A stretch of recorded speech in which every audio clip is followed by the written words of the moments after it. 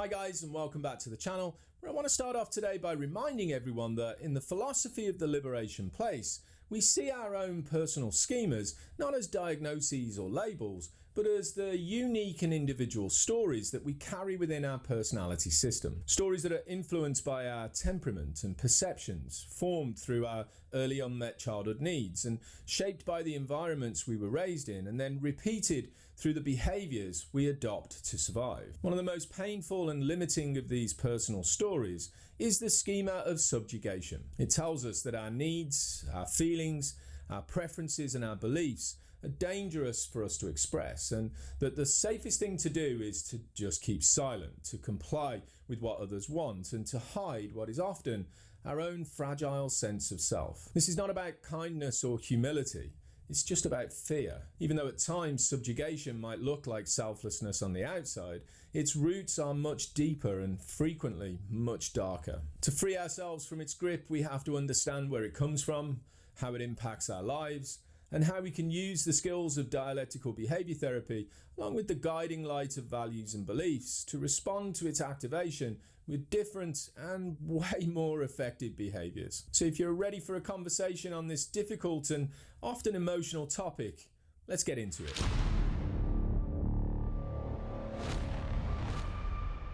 To start things off, it's important to draw a clear distinction between subjugation and self-sacrifice. While both may involve putting others' needs before our own, they do so for very different reasons and with very different internal outcomes. Self-sacrifice, when it's healthy, comes from a place of personal choice, a place of connection, and a place of true core values. Maybe we give our time, our energy, or our attention to someone else because we genuinely want to, because doing so is aligned with who we want to be in an area of life that's important to us. And this is a reciprocating relationship, and we feel emotionally safe enough to say no if and when we actually need to. Self-sacrifice, when it's maladaptive and ineffective, is based in the feeling of responsibility. We have to meet the needs of others, to fix their personal problems, and to make sure that they're happy and not struggling in any way. When we do this, it's not because we have a deep-rooted fear of punishment or rejection, but because it's simply our responsibility to do so. It's just what we need to do so that we can feel wanted, so that we can feel needed, accepted, and even loved. In contrast, subjugation is not a choice, it's a survival strategy. It comes from a fear of conflict, a fear of rejection, a fear of punishment, or a fear of abandonment. It tells us that if we speak up and say what it is that we want to say, we'll be punished. If we say no, we'll be left, and if we've got needs, we'll be shamed. So we learn to silence ourselves, we appease, we comply, and we outwardly agree. At the same time, dialectically speaking, on the inside, we feel trapped. We build resentment, or we become fragmented and compartmentalized, disconnected from who we actually are. Over time, this leads to a complete loss of identity, a deep sense of internal pain, and often an explosion of emotion from the child parts of our personality because they just can no longer tolerate the feelings of repression. The origins of this schema are almost always relational. Many of us grew up in households or around important people where love was believed to be conditional. Maybe we had primary caregivers who were controlling, unpredictable,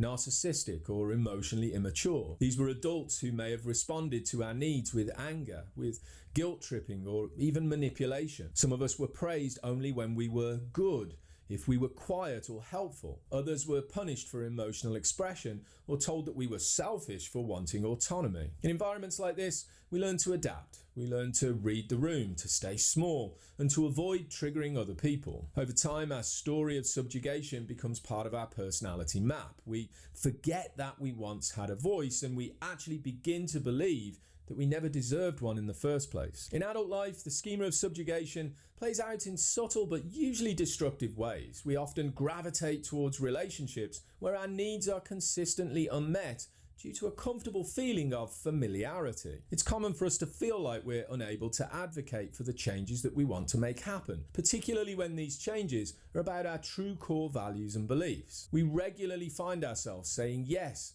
when we actually want to say no. We apologize when we're actually not at fault, or we have deep feelings of resentment towards people that dialectically we feel absolutely terrified to lose. In the workplace, In friendships and in our family dynamics, we can often be seen as the dependable one, the easygoing one, the one that never rocks the boat. And in many cases, we might even be labelled by some people as the saintly one. At the same time, inside of our system, there are parts of our personality that are filled with anxiety. These parts feel depleted and desperately afraid. When our schema of subjugation is in full flow, our system can enter into a state of distress that's a primal representation of freeze or submit. We have a general sense of powerlessness. We feel stuck, trapped, or emotionally numb. And at times, our system flips from compliance into anger, activating modes like the angry child or the bully attack, which scream out loud what the vulnerable child has been silently suffering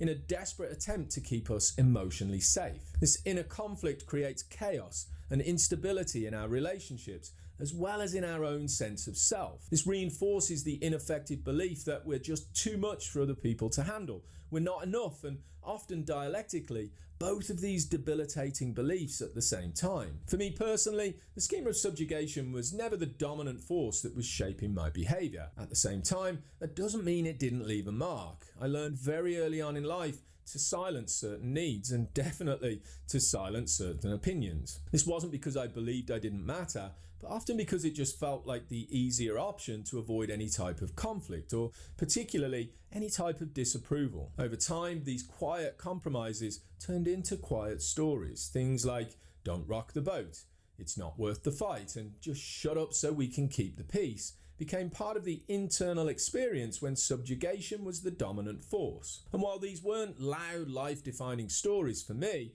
they lingered in the background, adding to the way I showed up in relationships and defining how much of myself it was okay for me to express. When combined with the more dominant stories connected to my schemas of defectiveness, failure, social isolation and abandonment, this would send my internal world into a state of chaos, one that felt like a kind of pressure cooker. Unwanted and uncomfortable emotions and feelings were simmering at a low boiling point underneath the surface, waiting to explode at any moment, and usually playing out in the activation of my angry child. You know, that part of my personality that would protect me from vulnerability by screaming for attention in a desperate attempt to be heard and understood. Healing from the impact of this schema, as always, begins with building awareness. Through the DBT skills of mindfulness, we can start to notice the moments when our external voice disappears, when we feel the pressure to agree, and when our body tenses up as someone else speaks, or even when we catch ourselves suppressing our own true values in the name of keeping the peace. These moments are not failures, they're invitations for curiosity. We can learn to check in with our internal world throughout the day. We practice the stop skill if we notice our system is shifting into distress. If we find ourselves falling into a state of submission, we pause, acknowledge, and validate the emotion, as well as the physical signals. And if it's appropriate for us to do so, we ask ourselves internally, whose voice am I silencing right now?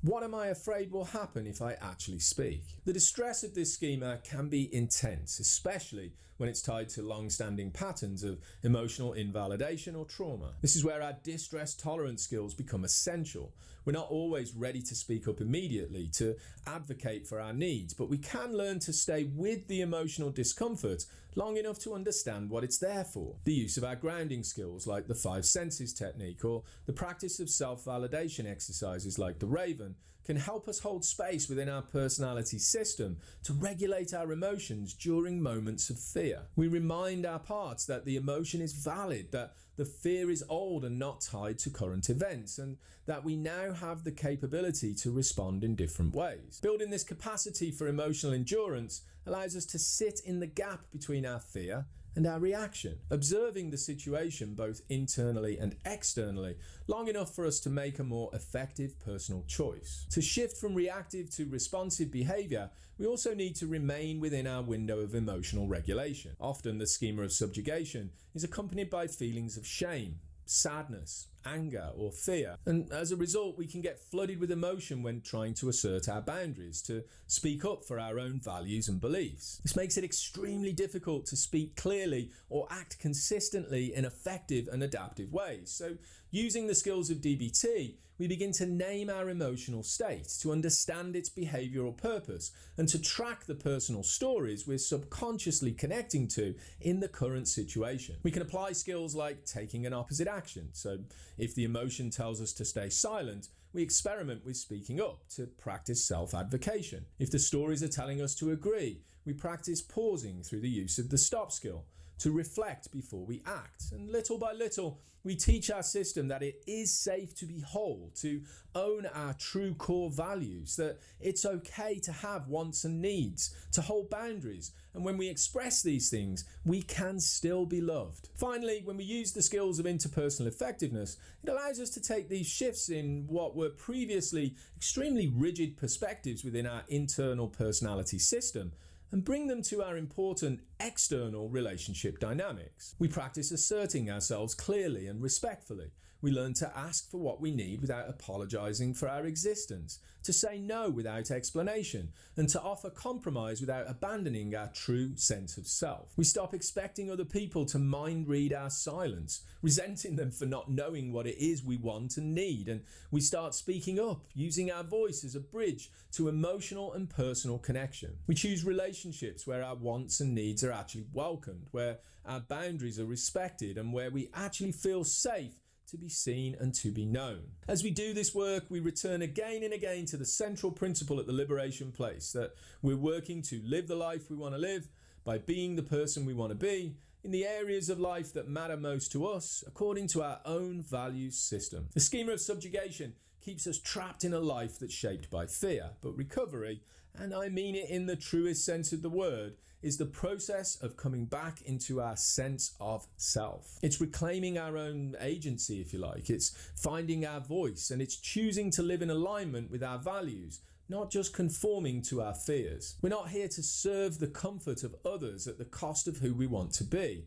We're here to live a life of integrity, connection, and a life of purpose. And every time we choose to show up with courage, skill, and self-awareness, we loosen the grip of our old stories and write new chapters for our lives, ones in which we are genuinely and authentically free. At the bottom of the website page connected to this video, you'll find a PDF that contains a worksheet intended to help reflect on the presence of this schema within your personality system. If you think this is worth looking into, download the PDF, take the time to go through the questions. Go through these things slowly. Sit with the impact of the stories and see if you feel ready to take on the emotionally challenging work. If you want to know more about the way we do this type of work, come join the live online meetings that we facilitate for free each week on Zoom. I'll leave a link to a page containing more information about these groups in the description below. Hope this video gave you some insight for the schema of subjugation and helped you to recognize if it's one that's relevant for you, as well as what we can do to shift the impact of these deep-rooted stories. If you haven't already, don't forget to subscribe to the channel, like this particular video, share the information, and turn on notifications to get all the latest from me and the Liberation Place. As always, thanks for watching. Hope to see you again soon. Take care, be safe, and be well.